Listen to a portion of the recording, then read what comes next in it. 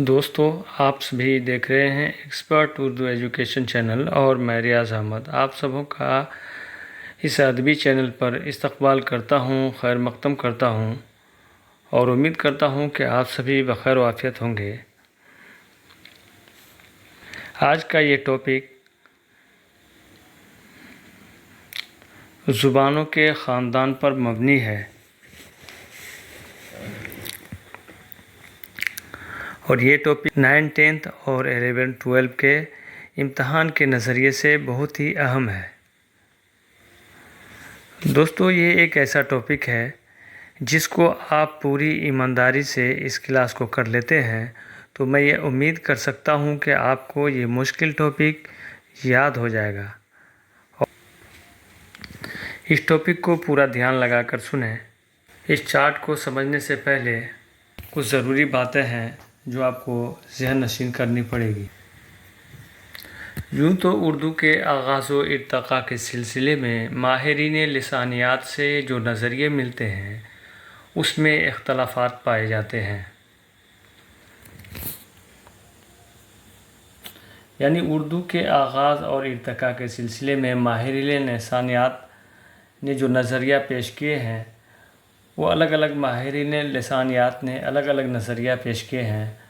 उन सबों में आपस में इख्तलाफात मिलते हैं, मगर इस बात पर सब मुत्तफ़िक़ हैं कि हिंदुस्तान की ये अवामी ज़ुबान यानी उर्दू हिंद यूरोपी ख़ानदान की ही एक शाख है। मगर इस बात पर सब इत्तेफाक रखते हैं, सब मानते हैं इस बात को कि हिंदुस्तान की ये अवामी ज़ुबान यानी उर्दू ये हिंद यूरोपीय ख़ानदान की ही एक शाख है। इस बात से सब मुत्तफ़िक़ हैं। आर्याई कौम हिंदुस्तान में आने से क़बल या पहले हिंद यूरोपी ज़ुबान बोलते थे। आर्याई कौम जब हिंदुस्तान में दाखिल हुए तो उस वक्त प्राकृत की ज़ुबानें बोली जाती थी। मतलब आर्या कौम जब हिंदुस्तान में दाखिल हुए उस वक्त हिंदुस्तान में प्राकृत ज़ुबान बोली जाती थी, क्योंकि प्राकृतों ने अवामी मेलजुल का दर्जा हासिल कर लिया था। उस वक्त जब आर्याई कौम हिंदुस्तान में दाखिल हुए तो उस वक्त संस्कृत का भी रिवाज था, लेकिन ये सिर्फ आला तबके तक ही महदूद रह गई थी।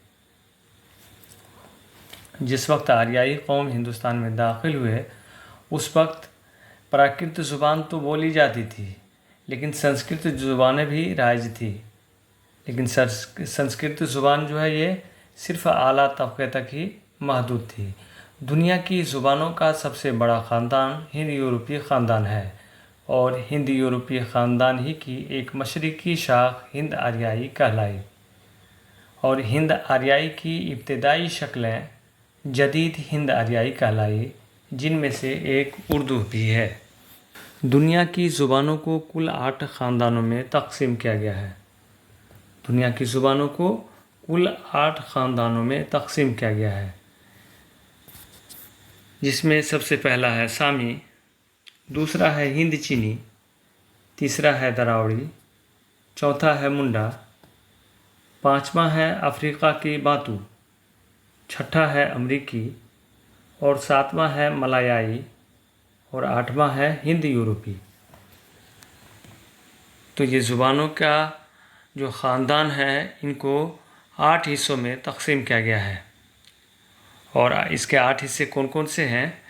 तो पहला है सामी, दूसरा है हिंद चीनी, तीसरा है दरावड़ी, चौथा है मुंडा, पाँचवा है अफ्रीका की बातू, छठा है अमरीकी, सातवां है मलायाई और आठवां है हिंद यूरोपी।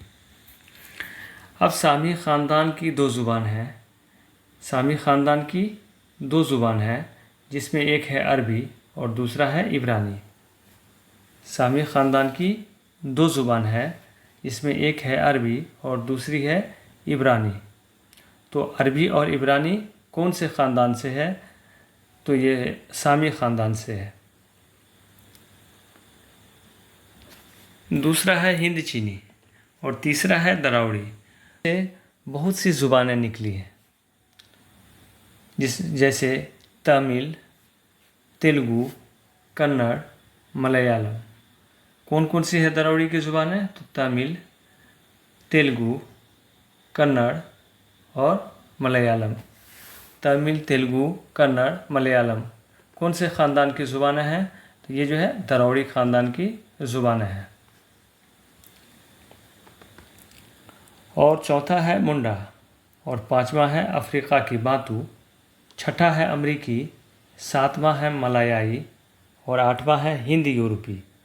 तो हिंद यूरोपी ये जो ख़ानदान है हिंद यूरोपी, ये हिंद यूरोपी ख़ानदान ये आठों ख़ानदान में सबसे बड़ा है। आठों ख़ानदानों में, ये ज़ुबानों के ख़ानदानों में सबसे बड़ा ख़ानदान हिंद यूरोपी ख़ानदान है। इसी हिंद यूरोपी ख़ानदान की एक मशरक़ी शाख हिंद आर्याई कहलाई। इसी हिंद यूरोपी ख़ानदान की जो है ये मशरक़ी शाख जो है इसकी एक हिंद आर्याई कहलाई, जो आपको यहाँ नज़र आ रहा है स्क्रीन पे। और हिंद आर्याई को 3 अदवारों में तकसीम किया गया है। हिंद आर्याई को 3 अदवारों में तकसीम किया गया है। पहला है कदीम हिंद आर्याई, दूसरा है वस्ती हिंद आर्याई और तीसरा है जदीद हिंद आर्याई। यूरोपीय ख़ानदान को हम समझते हैं कि हिंद यूरोपीय ख़ानदान हिंदुस्तान में आने से कबल आर्याई कौम का जो ज़ुबान था वो हिंद यूरोपीय ज़ुबान था। तो हिंद यूरोपीय ख़ानदान यानी आर्याई कौम या मुस्लिम फ़ातहीन जब ईरान के रास्ते से हिंदुस्तान में दाखिल हुए, किस रास्ते से आए थे हिंद यूरोपीय ख़ानदान? तो ये ईरान के रास्ते से। जब हिंद यूरोपीय ख़ानदान जो है, ये हिंद यूरोपीय ख़ानदान जो है ईरान के रास्ते से हिंदुस्तान में दाखिल हुए, तो ये तिजारत की गर्ज से दाखिल हुए थे। तिजारत की गर्ज से हिंदुस्तान में दाखिल हुए थे। तो सबसे पहले कश्मीर के आसपास आकर रुके थे। सबसे पहले कश्मीर के आसपास आकर रुके थे हिंद यूरोपीय ख़ानदान। और हिंद यूरोपीय ख़ानदान जो ईरान के रास्ते से आए थे, तो हिंद ईरान के रास्ते से आने के वजह से उसका नाम जो है हिंद ईरानी भी पड़ा। हिंद यूरोपी का दूसरा नाम हिंद ईरानी पड़ा। और हिंद ईरानी जब कश्मीर के आसपास आकर रुके थे तो उसे पिशाची का नाम दिया गया, पिशाची।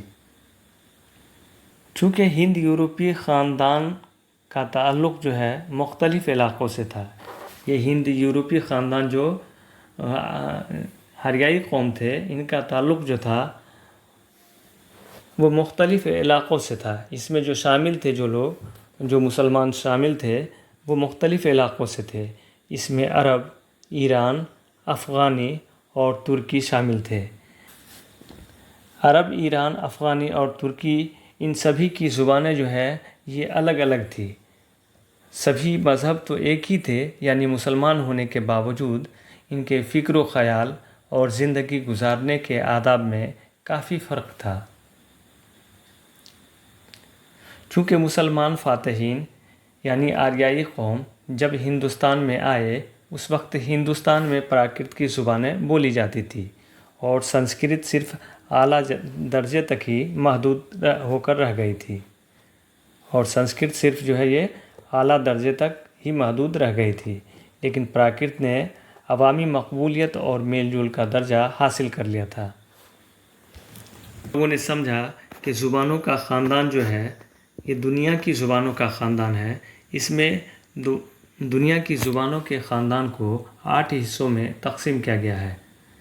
सामी, हिंद चीनी, दरावड़ी, मुंडा, अफ्रीका की बांतू, अमरीकी, मलायाई और हिंद यूरोपी। सामी ख़ानदान से 2 ज़ुबानें हैं, एक है अरबी, दूसरा है इब्रानी। और दरावड़ी ख़ानदान, इसमें बहुत सी ज़ुबानें शामिल थी, जैसे कि तमिल, तेलुगु, कन्नड़ और मलयालम। और हिंद यूरोपी ख़ानदान का ताल्लुक़ जो था ये मुख्तलिफ़ इलाक़ों से था, जैसे कि अरब, ईरान, अफ़गानी और तुर्की इसमें शामिल थे। एक ही मज़हब होने की वजह बावजूद भी इनके फ़िक्र ख़याल और ज़िंदगी गुजारने के आदाब में काफ़ी फ़र्क था और इन सभी की ज़ुबानें भी अलग अलग थी।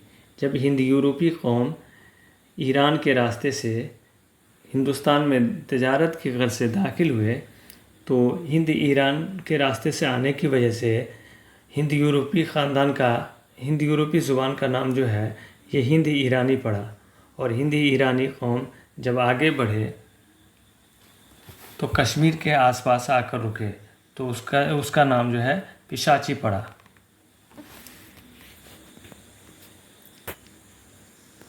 और जब हिंद ईरानी कौम तरक्की करके हिंदुस्तान में दाखिल हुए तो उसका नाम हिंद आर्याई रखा गया।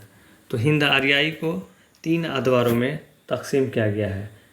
हिंद आर्याई को 3 अदवारों में तकसीम किया गया है। पहला है कदीम हिंद आर्याई, दूसरा है वस्ती हिंद आर्याई और तीसरा है जदीद हिंद आर्याई। तो कदीम हिंद आर्याई का जो सन है वो 1500 कबल मसीह से 500 कबल मसीह तक, यानी मसीही सन की इब्तिदा से 1500 साल पहले से शुरू होकर ये मसीही सन की इब्तिदा से 500 साल पहले तक का ज़माना जो है ये कदीम हिंद आर्याई का दौर कहलाता है। और कदीम हिंद आर्याई को पाली का दौर भी कहा जाता है। और कदीम हिंद आर्याई का दूसरा नाम वैदिक संस्कृत है, जो आपको यहाँ स्क्रीन पे दिखाया गया है। कदीम हिंद आर्याई का दूसरा नाम जो है ये वैदिक संस्कृत है और वैदिक संस्कृत को क्लासिकी संस्कृत भी कहा जाता है। और ये वैदिक संस्कृत आर्याओं की इब्तिदाई शक्ल है। हिंद आर्याई की ये इब्तिदाई शक्ल है। वैदिक संस्कृत में 4 वेद मिलते हैं, जैसे ऋग्वेद, यजुर्वेद, सामवेद और अथर्ववेद को 3 अदवारों में तकसीम किया गया है। सबसे पहला है कदीम हिंद आर्याई। कदीम हिंद आर्याई का जो सन है वो 1500 कबल मसीह से शुरू होकर 500 कबल मसीह तक के ज़माने को कदीम हिंद आर्याई कहा जाता है। कदीम हिंद आर्याई को पाली का दौर भी कहते हैं। कदीम हिंद आर्याई का दूसरा नाम वैदिक संस्कृत है, क्लासिकी संस्कृत भी है। कदीम हिंद आर्याई को क्लासिकी संस्कृत भी कहते हैं। वैदिक संस्कृत ये हिंद आर्याई की इब्तिदाई शक्ल है। वैदिक संस्कृत में 4 वेद मिलते हैं। सबसे पहला है ऋग्वेद, दूसरा है यजुर्वेद, तीसरा है सामवेद और चौथा है अथर्ववेद। दूसरा है वस्ती हिंद आर्याई। तो वस्ती हिंद आर्याई ये प्राकृतों का ज़माना कहा जाता है। ये 500 कबल मसीह से शुरू होकर 600 ईस्वी तक के ज़माने को वस्ती हिंद आर्याई कहते हैं। यानी 500 कबल मसीह, इस मसीही सन की इब्तिदा से 500 साल कबल मतलब पहले का ज़माना, मसीही सन की इब्तिदा से 500 साल पहले के ज़माने से शुरू होकर ये 500 साल बाद के ज़माना, ईस्वी मसीही सन की इब्तिदा के बाद से 500 साल तक का ज़माना, ये जो है वस्ती हिंद आर्याई का दौर कहलाता है। इसे प्राकृतों का ज़माना भी कहते हैं। प्राकृत के माने आते हैं कुदरती ज़ुबान या फितरी ज़ुबान के। प्राकृतों के माने कुदरती ज़ुबान या फितरी ज़ुबान के आते हैं। वस्ती हिंद आर्याई को शूरसेनी अपभ्रंश भी कहा जाता है। वस्ती हिंद आर्याई को शूरसेनी अपभ्रंश भी कहते हैं। और प्राकृत को 5 हिस्सों में तकसीम किया गया है। 5 हिस्सों में इसे बांटा गया है। पेशाची, ये जो है कश्मीर की प्राकृत है। पेशाची, अर्धमागधी, मागधी, शूरसेनी, महाराष्ट्री। प्राकृत को 5 हिस्सों में तकसीम किया गया है। पेशाची, अर्धमागधी, मागधी, शूरसेनी और महाराष्ट्री। अब पेशाची ये कश्मीर की प्राकृत है। पेशाची जो है ये कश्मीर की प्राकृत है। और अर्धमागधी ये मशरक़ी उत्तर प्रदेश की प्राकृत है। ये मशरक़ी उत्तर प्रदेश की प्राकृत है अर्धमागधी। मागधी ये मथुरा का इलाका है। संस्कृत के बाद आला तबके की ये ज़ुबान है। मागधी जो है ये मागधी जो है ये मथुरा का इलाका, और संस्कृत के बाद ये आला दूसरे तबके की आला ज़ुबान है। और शूरसीनी ये इसका मरकज़ जो है जनूबी बिहार है। शूरसीनी जो है इसका मरकज़ ये जो है जनूबी बिहार है, और ये पूरे मशरक़ी हिंदुस्तान की बोली है।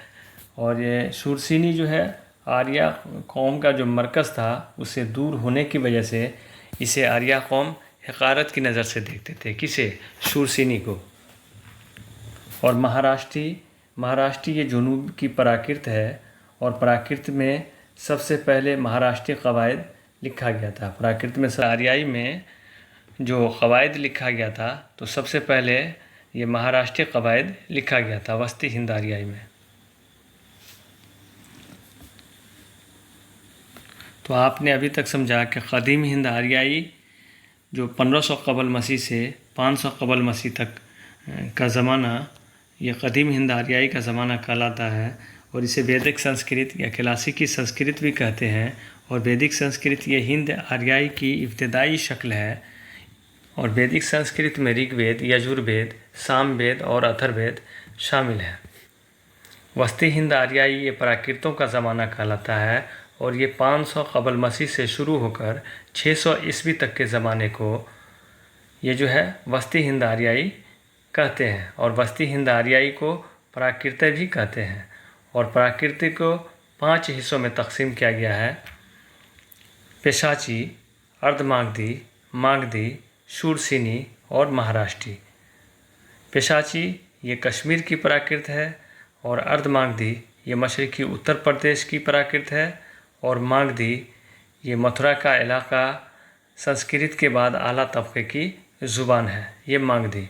और शूरसीनी इसका मरकज़ जो है जनूबी बिहार है, और ये पूरे मशरक़ी हिंदुस्तान की बोली है। कौन? तो शूरसीनी।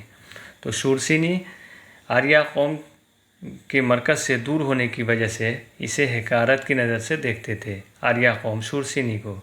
और महाराष्ट्री जनूबी बिहार की ये जनूब की प्राकृत है, ये जनूब की प्राकृत है। और सबसे पहले महाराष्ट्रीय कवायद जो है ये प्राकृत महाराष्ट्र में ही लिखे गए थे।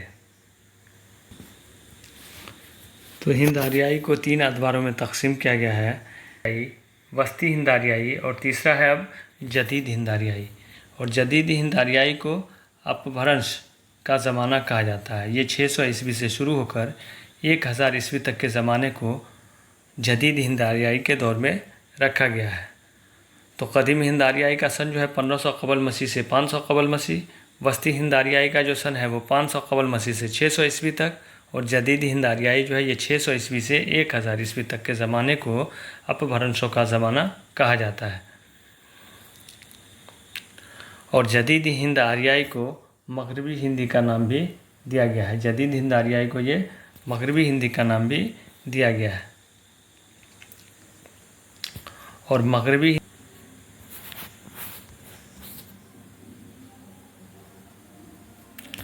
जदीद हिंद आर्याई को मगरबी हिंदी के नाम से भी जानते हैं। और ये मगरबी हिंदी का नाम मध्य प्रदेश की ज़ुबानों को मगरबी हिंदी का नाम किसने दिया? तो ये गिरिसन ने दिया था। गिरिसन ने मगरबी हिंदी का नाम दिया।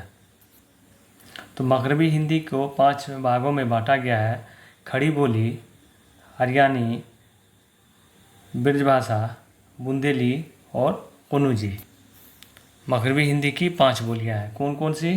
तो खड़ी बोली, हरियाणी का दूसरा नाम बांगड़ू भी है, और तीसरा है ब्रजभाषा, और चौथा है बुंदेली, और 5वां है कन्नौजी।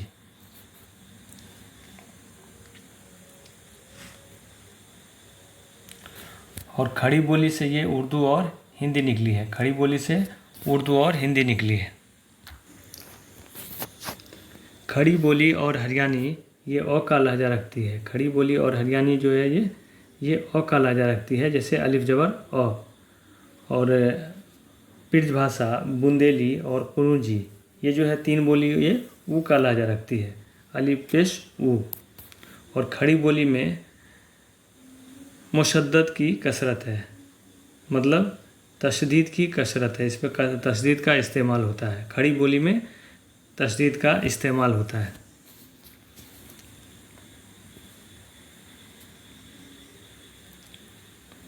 तो जदीद हिंद आर्याई को अपभ्रंशों का ज़माना कहा जाता है और जदीद हिंद आर्याई को मगरबी हिंदी के नाम से भी जानते हैं।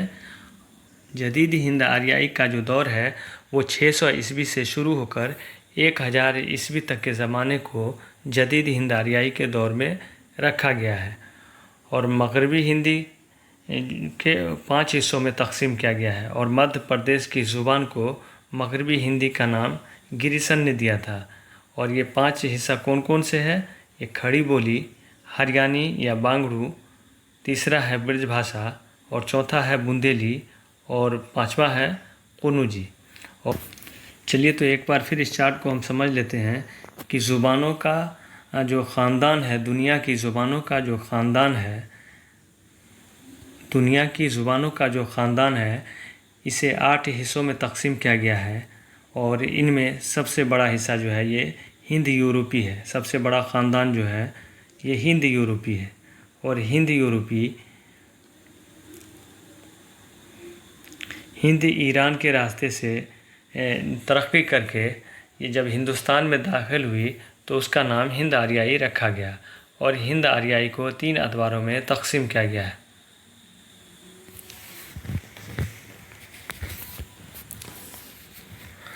ज़ुबानों का जो ख़ानदान है इसे 8 हिस्सों में तकसीम किया गया है। सामी, हिंद चीनी, दरावड़ी, मुंडा, अफ्रीका की बातू, अमरीकी, मलायाई और हिंद यूरोपी। और सामी से 2 ज़ुबानें अरबी और इब्रानी निकली हैं और दरावड़ी से बहुत सी ज़ुबानें निकली जिनमें तमिल, तेलुगु, कन्नड़ और मलयालम। और हिंद यूरोपी जब आर्याई कौम या मुसलमान फातहीन ईरान के रास्ते से हिंदुस्तान में दाखिल हुए तो ईरान के रास्ते से आने की वजह से हिंद यूरोपी का नाम हिंद ईरानी रखा गया। और ये लोग कश्मीर के आसपास आकर रुके, ये तजारत की गर्ज से हिंदुस्तान में आए थे। हिंद यूरोपी ख़ानदान का ताल्लुक़ मुख्तलिफ़ इलाक़ों से था और इनमें अरब, ईरान और अफ़गानी और तुर्की लोग इसमें शामिल थे और इन सभी की ज़ुबानें अलग अलग थी, लेकिन सबका मज़हब एक होने के बावजूद भी इनके फ़िक्र ख़याल और ज़िंदगी गुजारने के आदाब में काफ़ी फ़र्क था। चूँकि मुसलमान फातहीन या आर्याई कौम जब हिंदुस्तान में आए उस वक्त हिंदुस्तान में प्राकृत की ज़ुबानें बोली जाती थी और संस्कृत सिर्फ आला दर्जे तक ही महदूद थी, लेकिन प्राकृत ने अबाबी मकबूलियत और मेल जोल का दर्जा हासिल कर लिया था। तो ये हिंद यूरोपी ज़ुबानें जब हिंदुस्तान में दाखिल हुई तो ईरान के रास्ते आने की वजह से इसे हिंद ईरानी का नाम दिया गया और जब हिंदुस्तान में दाखिल हुई तो इसका नाम हिंद आर्याई रखा गया। और हिंद आर्याई को 3 हिस्सों में तकसीम किया गया है: कदीम हिंद आर्याई, वस्ती हिंद आर्याई और जदीद हिंद आर्याई। कदीम हिंद आर्याई का जो सन है वो 1500 क़बल मसीह से शुरू होकर 500 क़बल मसीह तक के ज़माने को कदीम हिंद आर्याई के दौर में रखा गया है। और वस्ती हिंद आर्याई ये प्राकृतों का ज़माना कहलाता है और 500 क़बल मसीह से शुरू होकर 600 ईस्वी तक के ज़माने को वस्ती हिंद आर्याई के दौर में रखा गया है। और जदीद हिंद आर्याई ये अपभ्रंशों का ज़माना कहलाता है और ये 600 ईस्वी से शुरू होकर 1000 ईस्वी तक के ज़माने को जदीद हिंद आर्याई के दौर में रखा गया है। और कदीम हिंद आर्याई को वेदिक संस्कृत या क्लासिकी संस्कृत भी कहा जाता है और वैदिक संस्कृत ये हिंद आर्याई की इब्तदाई शक्ल है। और वैदिक संस्कृत में 4 वेद ऋग्वेद, यजुर्वेद, सामवेद और अथर्ववेद मिलते हैं। वस्ती हिंद आर्याई ये प्राकृतों का ज़माना है और प्राकृतें के माने कुदरती ज़ुबान या फितरी ज़ुबान के आते हैं। और प्राकृतों को 5 हिस्सों में तकसीम किया गया है: पिशाची, अर्धमागधी, मागधी, शूरसेनी और महाराष्ट्री। पिशाची ये कश्मीर की प्राकृत है और अर्धमागधी ये मथुरा का इलाका संस्कृत के बाद आला तबके की ज़ुबान है। कौम तो ये मागधी और शूरसेनी इसका मरकज़ जनूबी बिहार है। ये पूरे मशरक़ी हिंदुस्तान की बोली है। आर्याई मरकज़ से दूर होने की वजह से आर्याई कौम शूरसेनी को हक़ारत की नज़र से देखते थे। और महाराष्ट्री ये जनूब की प्राकृत है और सबसे पहले महाराष्ट्री कवायद इसी में लिखा गया। अब शूरसेनी प्राकृत से शूरसेनी अपभ्रंश वजूद में आई और शूरसेनी अपभ्रंश से मगरबी हिंदी वजूद में आई। तो मगरबी हिंदी को गिरिसन ने ही मगरबी हिंदी का नाम दिया है। मध्य प्रदेश की ज़ुबान को गिरिसन ने मगरबी हिंदी का नाम दिया। और मगरबी हिंदी में 5 बोलियां हैं। इनमें खड़ी बोली, हरियाणी या बांगड़ू, तीसरा है ब्रजभाषा, चौथा है बुंदेली और 5वां है कन्नौजी। ये खड़ी बोली, इसमें मुशद्दद की कसरत है और हरियाणी और ये अ का लहजा रखती है। खड़ी बोली और हरियाणी ये जो है अलिफ ज़बर अ, ये अ का लहजा रखती है। और ब्रजभाषा, बुंदेली और कन्नौजी ये ऊ का लहजा रखती है, मतलब अलिपेश ऊ। और ये हरियाणी ये जनूबी मशरक़ी पंजाब की बोली है। हरियाणी जो है ये जनूबी मशरक़ी पंजाब की बोली है।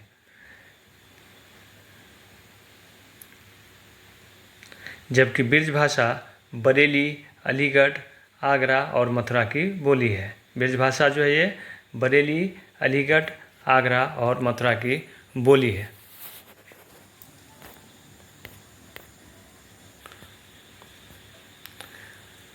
अब देखते हैं ये रस्मुल ख़त। उर्दू का जो रस्मुल ख़त है वो अरबी और फ़ारसी से ये उर्दू आई है। और अरबी और फ़ारसी का जो रस्मुल ख़त है वो ख़त नस्तालिक है। और हिंदी का जो रस्मुल ख़त है वो देवनागरी है। यूरोपी ज़ुबान का जो रस्मुल ख़त है वो रोमन का रस्मुल ख़त है। यूरोपी ज़ुबान का जो रस्मुल ख़त है वो रोमन का रस्मुल ख़त है। ज़ुबान उर्दू को पहचान और तरक्की उस वक्त मिली जब बरतानवी हुकूमत में अंग्रेज़ी हुक्मरानों ने फ़ारसी के बजाय अंग्रेज़ी के साथ उर्दू को भी शुमाली हिंद की इलाक़ों और जम्मू कश्मीर में इसे सन 1846 ईस्वी में और पंजाब में 1849 ईस्वी में बतौर दफ्तरी ज़ुबान यानी सरकारी ज़ुबान के तौर पर नाफिज किया। ज़ुबानों का सबसे बड़ा ख़ानदान हिंद यूरोपी ख़ानदान है। दरौड़ी से बहुत ज़्यादा ज़ुबानें निकलकर सामने आई हैं। क़दीम हिंद आर्याई को वैदिक संस्कृत या क्लासिकी संस्कृत भी कहते हैं और क़दीम हिंद आर्याई को पाली का दौर कहते हैं। पाली को क़दीम मागधी भी कहा जाता है। प्राकृत का पहला अदबी रूप पाली है। ये किसने कहा? तो ये मसूद हुसैन खां ने कहा है।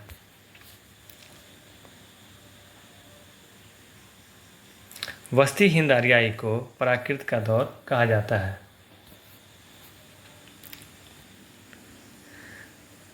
अब मगरबी हिंदी की जो 5 बोलियां हैं, अब इसके इलाके को हम जान लेते हैं कि ये ब्रजभाषा, इसका मरकज़ जो है मथुरा का इलाका है।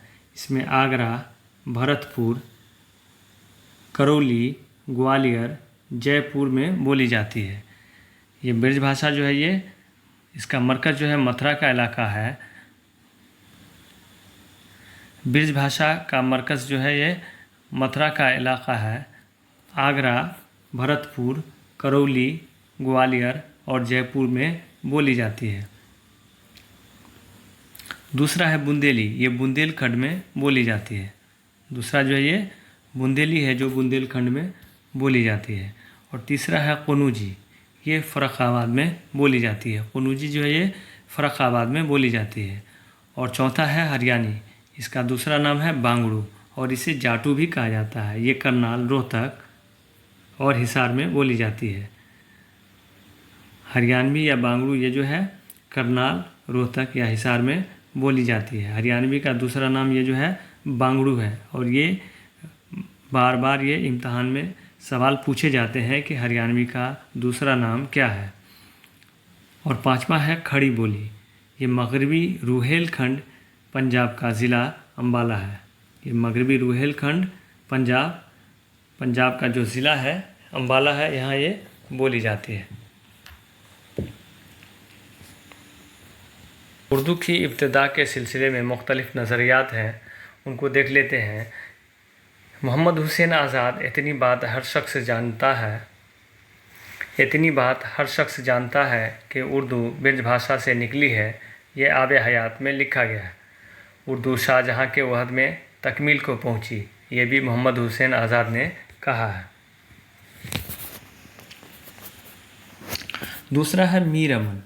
मीर अमन उर्दू अकबर के वहद में पैदा हुई और शाहजहाँ के वहद में तकमील को पहुँची। और तीसरा है महमूद शिरानी। ये उर्दू की दागबेल पंजाब के इलाके में पड़ी, पंजाब में उर्दू, ये 1928 ईस्वी में लिखा गया। और चौथा है डॉक्टर सुहेल बुखारी। उर्दू की जाए पैदाइश उड़ीसा को करार देते हैं। और पांचवी है शौकत सब्ज़वारी। ये उर्दू दो आबा गंगो जमन को करार देते हैं और उर्दू पाली से निकली है। ये शौकत सब्ज़वारी का ख्याल है। इसके बाद है मसूद हुसैन ख़ान। ये सरज़मीन दिल्ली और उसके गिरदो नवाह यानी हरियाणा और उसके दिल्ली के इर्द गिर्द का इलाक़ा है। और इनका ये कौल है कि नवाह दिल्ली की बोलियाँ उर्दू का असल मंबा है। इसके बाद है सैयद सुलेमान नदवी। तो उर्दू का ज़ुबान का आगाज़ सिंध में हुआ। सैयद सुलेमान नदवी उर्दू ज़ुबान के आगाज़ को सिंध में करार देते हैं। और इसके बाद है मोहिउद्दीन क़ादरी ज़ोर। तो उर्दू की जाए पैदाइश हरियाणा में हुई। कहाँ हुई? तो हरियाणा में हुई, मोहिउद्दीन क़ादरी ज़ोर के मुताबिक। इसके बाद है डॉक्टर ज्ञानचंद जैन। उर्दू खड़ी बोली से निकली है। और इसके बाद है नसीरुद्दीन हाशमी। उर्दू दक्कन में पैदा हुई। तो एक बार इसे फिर हम रिपीट कर लेते हैं। मोहम्मद हुसैन आज़ाद इतनी बात हर शख्स जानता है कि उर्दू ब्रज भाषा से निकली है। आब हयात में ये लिखा गया है, जो मोहम्मद हुसैन आज़ाद ने आब हयात लिखा है। उर्दू शाहजहाँ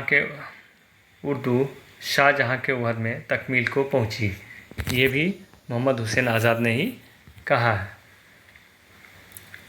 इसके बाद है मीर अमन। उर्दू अकबर के वहद में पैदा हुई और शाहजहाँ के वहद में तकमील को पहुँची, ये मीर अमन का कौल है। इसके बाद है महमूद शिरानी। उर्दू की दागबेल पंजाब के इलाके में पड़ी, पंजाब में उर्दू, ये 1928 ईस्वी में लिखा गया। ये कौन सा? पंजाब में उर्दू किताब, जिसे लिखा है महमूद शिरानी ने। और ये महमूद शिरानी के नज़रिए से उर्दू की दागबेल पंजाब के इलाके में पड़ी। इसके बाद है डॉक्टर सुहेल बुखारी। उर्दू की जाए पैदाइश उड़ीसा है। इसके बाद है शौकत सब्ज़वारी। उर्दू दो आबा गंगो जमन को करार दिया है। उर्दू पाली से निकली है। ये किसका कौल है? तो शौकत सब्ज़वारी का। उर्दू दो आबा गंगो जमन को करार दिया है। इसके बाद है मसूद हुसैन ख़ान। सरज़मीन दिल्ली और उसके गिरदो नवाह यानी हरियाणा और दिल्ली के इर्द गिर्द का इलाक़ा। नवाह दिल्ली की बोलियाँ उर्दू का असल मंबा है। ये किसका कौल है? तो ये मसूद हुसैन ख़ान का कौल है कि नवाह दिल्ली की बोलियाँ उर्दू का असल मंबा है। इसके बाद है सैयद सुलेमान नदवी। उर्दू के ज़ुबान का आगाज़ सिंध में हुआ। इसके बाद है मोहिउद्दीन क़ादरी ज़ोर। उर्दू की जाए पैदाइश हरियाणा में हुई। इसके बाद है डॉक्टर ज्ञानचंद जैन। उर्दू खड़ी बोली से निकली है। इसके बाद है नसीरुद्दीन हाशमी। उर्दू दक्कन में पैदा हुई। के आगाज़ व इर्तिक़ा के सिलसिले में माहिरीन लिसानियात से जो नज़रिए मिलते हैं उसमें इख्तलाफात पाए जाते हैं, पर इस बात पर सब मुत्तफ़िक़ हैं कि हिंदुस्तान की ये अवामी ज़ुबान यानी उर्दू हिंदी यूरोपी ख़ानदान की ही एक शाख है। आर्याई कौम हिंदुस्तान आने से पहले हिंदी यूरोपी ज़ुबान बोलते थे। आर्याई कौम जब हिंदुस्तान में दाखिल हुए तो उस वक्त प्राकृत की ज़ुबानें बोली जाती थी, क्योंकि प्राकृतों ने अवामी मेलजुल का दर्जा हासिल कर लिया था। और उस वक्त जब आर्याई कौम हिंदुस्तान में दाखिल हुए उस वक्त संस्कृत का भी रिवाज था, लेकिन ये सिर्फ आला दर्जे तक ही महदूद रह गई थी। ज़ुबानों का सबसे बड़ा ख़ानदान हिंद यूरोपी ख़ानदान है और हिंद यूरोपी की ही एक मशरक़ी शाख हिंद आर्याई कहलाई और हिंद आर्याई की इब्तदाई शक्लें जदीद हिंद आर्याई कहलाई, जिनमें से एक उर्दू है। दुनिया के ज़ुबानों को कुल 8 ख़ानदानों में तकसीम किया गया है।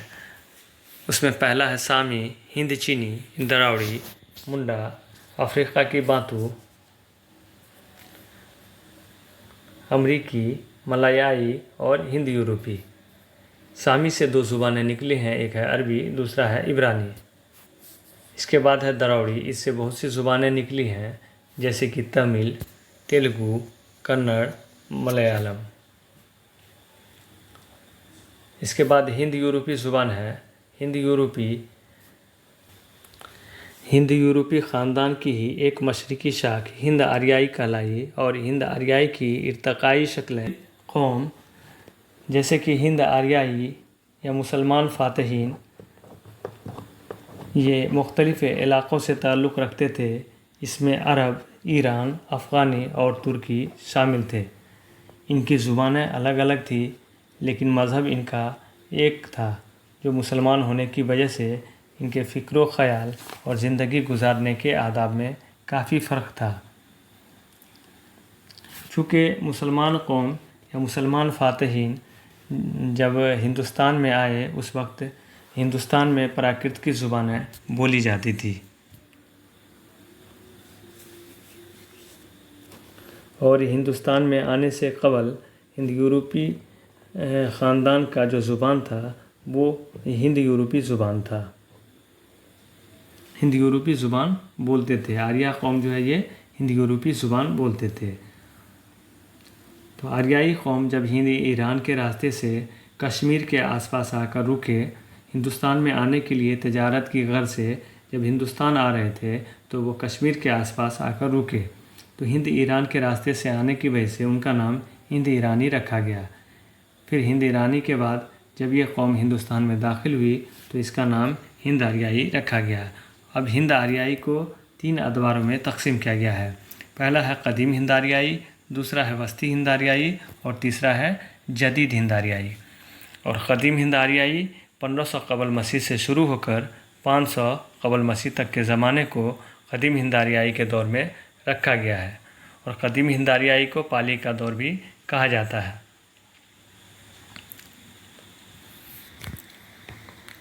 और कदीम हिंद आर्याई को वैदिक संस्कृत भी कहते हैं और कदीम हिंद आर्याई को क्लासिकी संस्कृत भी कहा जाता है। और वैदिक संस्कृत हिंद आर्याई की ये इब्तदाई शक्ल है।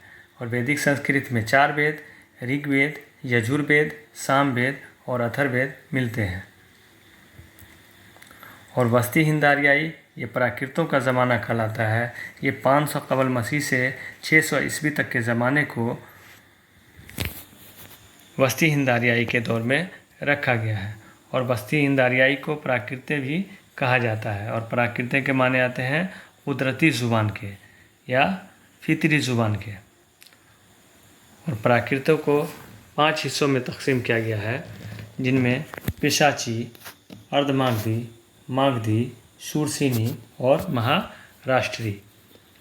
पिशाची ये कश्मीर की प्राकृत है। मागधी ये मशरक़ी उत्तर प्रदेश का इलाका है। और मागधी ये जो है मथुरा का इलाका है और संस्कृत के बाद आला तबके की ज़ुबान है, दूसरी ज़ुबान है ये। और शूरसेनी इनका मरकज़ जनूबी बिहार है और आर्याई कौम के मरकज़ से दूर होने की वजह से इसे आर्याई कौम हक़ारत की नज़र से देखते थे। और महाराष्ट्री ये वस्ती हिंद आर्याई के दौर में आता है।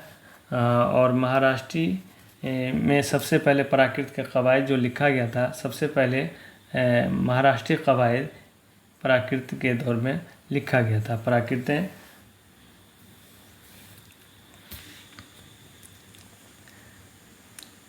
तो ये क्लासिक की संस्कृत से प्राकृत आई और प्राकृत को 5 हिस्सों में तकसीम किया गया है और इसमें एक शूरसेनी है। तो शूरसेनी प्राकृत से शूरसेनी अपभ्रंश वजूद में आई और शूरसेनी अपभ्रंश से मगरबी हिंदी वजूद में आई। और मगरबी हिंदी की 5 बोलियां हैं: खड़ी बोली, हरियाणी या बांगड़ू, ब्रजभाषा, बुंदेली और कन्नौजी। खड़ी बोली और हरियाणी ये अ का लहजा रखती है और ब्रजभाषा, बुंदेली और कन्नौजी ये ऊ का लहजा रखती है। और खड़ी बोली में मुशद्दद की कसरत है और खड़ी बोली से ये उर्दू और हिंदी निकला। हरियाणी ये जो है जनूबी मशरक़ी पंजाब की बोली है। हरियाणी या बांगड़ू ये जनूबी मशरक़ी पंजाब की बोली है। और ब्रजभाषा ये जो है बरेली, अलीगढ़, आगरा और मथुरा की बोली है। तो उर्दू अरबी और फ़ारसी रस्मुल ख़त से आया है और अरबी फ़ारसी ये जो है ख़त नस्तालिक रस्मुल ख़त से आया है और हिंदी देवनागरी रस्मुल ख़त से और यूरोपीय ज़ुबान ये रोमन रस्मुल ख़त से। ज़ुबान उर्दू को पहचान और तरक्की उस वक्त मिली जब बरतानवी हुकूमत में अंग्रेज़ी हुक्मरानों ने फ़ारसी के बजाय अंग्रेज़ी के साथ उर्दू को भी शुमाली हिंदुस्तान के इलाक़ों जम्मू कश्मीर में इसे 1846 ईस्वी में और पंजाब में 1849 ईस्वी में बतौर दफ्तरी ज़ुबान या सरकारी ज़ुबान के तौर पर नाफिज किया। दुनिया की ज़ुबानों का सबसे बड़ा ख़ानदान हिंद यूरोपी ख़ानदान है। दरावड़ी से बहुत सी ज़ुबानें निकलकर सामने आई। कदीम हिंद आर्याई को वैदिक संस्कृत या क्लासिकी संस्कृत भी कहते हैं। कदीम हिंद आर्याई को पाली का दौर कहा जाता है और पाली को कदीम मागधी भी कहते हैं। प्राकृत का पहला अदबी रूप ये जो है पाली है। और ये सवाल में पूछा गया है कि प्राकृत का पहला अदबी रूप क्या है, तो ये पाली हो जाएगा। ये इसे किसने कहा है, तो ये मसूद हुसैन खां ने कहा है।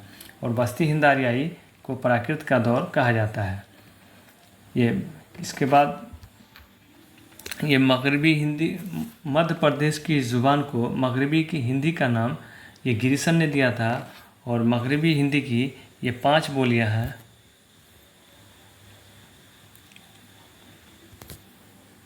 मगरबी हिंदी की ये 5 बोलियां हैं। पहला है ब्रजभाषा, बुंदेली, कन्नौजी, हरियाणी और खड़ी बोली। ब्रजभाषा इसका मरकज़ मथुरा का इलाका, इसमें आगरा, भरतपुर, करौली, ग्वालियर और जयपुर में बोली जाती है। और दूसरा है बुंदेली, ये बुंदेलखंड में बोली जाती है। और तीसरा है कन्नौजी, ये फ़र्रुखाबाद में बोली जाती है, ज़िला फ़र्रुखाबाद में। और चौथा है हरियाणी, इसका दूसरा नाम है बांगड़ू और भी नाम है इनका जाटू। ये करनाल, रोहतक और हिसार में बोली जाती है। 5वां है खड़ी बोली, ये मगरबी रुहेलखंड पंजाब का ज़िला अम्बाला में बोली जाती है। उर्दू की इब्तिदा के बारे में मुख्तलिफ़ नज़रियात। मोहम्मद हुसैन आज़ाद इतनी बात हर शख्स जानता है कि उर्दू ब्रजभाषा से निकली है। आब हयात उर्दू शाहजहाँ के वक़्त में तकमील को पहुँची, ये भी मोहम्मद हुसैन आज़ाद ने कहा है। मीर अमन का ये कौल है कि उर्दू अकबर के वक़्त में पैदा हुई और शाहजहाँ के वक़्त में तकमील को पहुँची। इसके बाद है महमूद शिरानी, उर्दू की दागवेल पंजाब के इलाके में पड़ी। पंजाब में उर्दू सन 1928 ईस्वी में, पंजाब में उर्दू ये किताब जो है 1928 ईस्वी में लिखा गया। तो महमूद शिरानी के मुताबिक उर्दू की दागवेल पंजाब में पड़ी। और डॉक्टर सुहेल बुखारी उर्दू की जाए पैदाइश उड़ीसा को करार देते हैं। और शौकत सब्ज़वारी इनके हिसाब से उर्दू दो आबा गंगो जमन को करार दिया है और उर्दू पाली से निकली है। ये किसका कौल है, तो ये शौकत सब्ज़वारी का कौल है। और मसूद हुसैन खां सरज़मीन दिल्ली और उसके गिरदो नवाह यानी हरियाणा और दिल्ली के इर्द गिर्द का इलाका यानी नवाह दिल्ली की बोलियां उर्दू का असल मंबा है। मसूद हुसैन खां के मुताबिक उर्दू जो है दिल्ली और उसके इर्द गिर्द का इलाका से ये उर्दू निकली है। सैयद सुलेमान नदवी उर्दू के ज़ुबान का आगाज़ सिंध में करार दिया है। और मुहिउद्दीन क़ादरी ज़ोर उर्दू की जाए पैदाइश हरियाणा में हुई। और डॉक्टर ज्ञानचंद जैन के मुताबिक उर्दू खड़ी बोली से निकली है, और नसीरुद्दीन हाशमी के मुताबिक उर्दू दक्कन में पैदा हुई। हम आते हैं पाली, प्राकृत और अपभ्रंश पे। तो पाली जो है ये जैन मत और बुद्ध मत इसी ज़ुबान में तालीम देते थे। ये पाली ज़ुबान में ये है तालीम देते थे, और पाली का दौर जो है ये कदीम हिंद आर्याई का दौर कहलाता है। कदीम हिंद आर्याई मतलब हिंद आर्याई के जो 3 अदवार हैं उसमें सबसे पहला है कदीम हिंद आर्याई, और ये 1500 कबल मसीह से 500 कबल मसीह तक का ज़माना कदीम हिंद आर्याई का दौर कहलाता है, और इसी में पाली का दौर था। तो जैन मत और बुद्ध मत पाली ज़ुबान में ही तालीम देते थे। ये बुद्ध मज़हब की ज़ुबान है। महात्मा गौतम बुद्ध जो है ये पाली ज़ुबान में ही तालीम देते थे। इसके बाद हम आते हैं प्राकृत पे। तो प्राकृत के कदीम नमूने हमें बुद्ध जैन की मजहबी किताबों या फिर अशोक की लाटों पर कुनिंदा मिलते हैं। मसूद हुसैन खां के मुताबिक प्राकृत का पहला अदबी रूप पाली है, और पाली को ही कदीम मागधी कहते हैं।